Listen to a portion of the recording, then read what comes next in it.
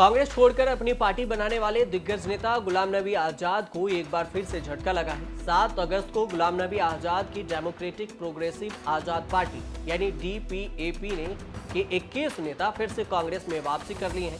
इससे पहले आजाद के कांग्रेस छोड़ने के बाद इसी साल जनवरी में कांग्रेस छोड़ने वाले 17 नेताओं ने दोबारा कांग्रेस का दामन थाम लिया था। डीपीएपी के नेताओं की कांग्रेस में वापसी के बाद कांग्रेस नेता जयराम रमेश ने ट्वीट किया।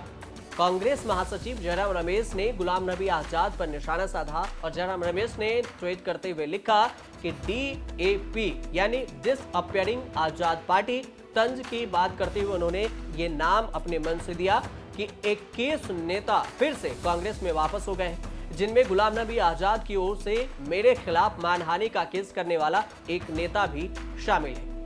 जयराम रमेश ने आगे अपने ट्विटर पर लिखा कि इस बीच जीएनए उन्होंने गुलाम नबी आजाद को लिखा है कि जीएनए ने खुद के डीएनए के बदलने का नया सबूत देते हुए कहा कि अनुच्छेद 370 को निरस्त करने का विरोध करने वाले लोग जमीनी स्थिति से अनजान हैं। ये उस व्यक्ति का बयान है जिसने 5 अगस्त 2019 को अनुच्छेद 370 को निरस्त करने के खिलाफ राज्यसभा में मोर्चा संभाला था।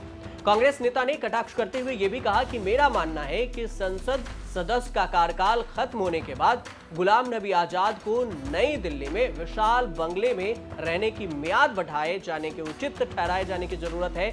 वो बंगले के लालच में बीजेपी के समर्थन में ये बात कहते हैं।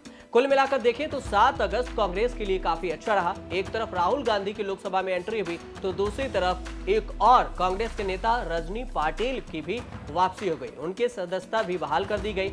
इसके साथ ही जम्मू कश्मीर के 21 नेताओं ने कांग्रेस का दामन भी थाम लिया। यह सभी नेता पहले कांग्रेस में थे, लेकिन किन्हीं कारणों से उन्होंने पार्टी छोड़ दी थी। दिल्ली में कांग्रेस पार्टी अध्यक्ष मल्लिकार्जुन खड़गे की मौजूदगी में 21 नेता फिर से कांग्रेस में शामिल हुए। जम्मू कश्मीर में गुलाम नबी आजाद ने जब से कांग्रेस छोड़कर अपनी नई पार्टी का गठन किया है, उसके बाद से वह पूरे राज्य में लगातार दौरे कर रहे हैं। जब गुलाम नबी आजाद ने पार्टी बनाई थी उस दौरान कई कांग्रेस के नेताओं ने उनके पार्टी का दामन थामा था, लेकिन अब लोकसभा चुनाव से पहले पार्टी को बड़ा झटका लगा है। कुल मिलाकर 21 नेता अभी 7 अगस्त को कांग्रेस में फिर से शामिल हो गए। ऐसे में अब सवाल भी उठने लगा है कि अगर वो अपनी पार्टी के नेताओं को रोकने में कामयाब नहीं हुए तो जम्मू कश्मीर के लोगों के लिए एक नया विकल्प देने का उनका जो सपना है वो टूट जाएगा। हिमाचल प्रदेश और गुजरात में विधानसभा चुनाव से पहले आजाद ने कहा था कि केवल कांग्रेस ही बीजेपी के से लड़ सकती है, आप नहीं, और तब दिग्विजय सिंह ने उन्हें भारत जोड़ो यात्रा में शामिल होने के लिए आमंत्रित भी किया था। हाल ही में आजाद ने कश्मीरी पंडितों के मुद्दे पर भी बीजेपी से मतभेद जाहिर किया था, लेकिन अब उनके ही नेता ने उन्हें झटका दे दिया। अगर बात गुलाम नबी आजाद की जाए तो अगस्त 2022 में गुलाम नबी आजाद ने कांग्रेस पार्टी छोड़कर खुद ही अपनी नई पार्टी बनाने का ऐलान किया था। इसके बाद उन्होंने अपनी नई पार्टी बनाई जिसका नाम उन्होंने डेमोक्रेटिक प्रोग्रेसिव आजाद पार्टी डीपीएपी का गठन किया और ये नाम रखा। आजाद साल 2005 से 2008 तक जम्मू कश्मीर के 7वें मुख्यमंत्री रहे और देश के स्वास्थ्य मंत्री भी रहे। उन्हें हाल ही में सार्वजनिक क्षेत्र में काम को देखते हुए भारत सरकार द्वारा 2022 में भारत के तीसरे सर्वोच्च नागरिक पुरस्कार पद्म विभूषण से सम्मानित भी किया गया था। गुलाम नबी आजाद ने 1973 में भालेसा में ब्लॉक कांग्रेस कमेटी के सचिव के रूप में अपना करियर की शुरुआत किया था। 2 साल के भीतर ही जम्मू कश्मीर प्रदेश युवा कांग्रेस के अध्यक्ष के रूप में भी नामित किए गए।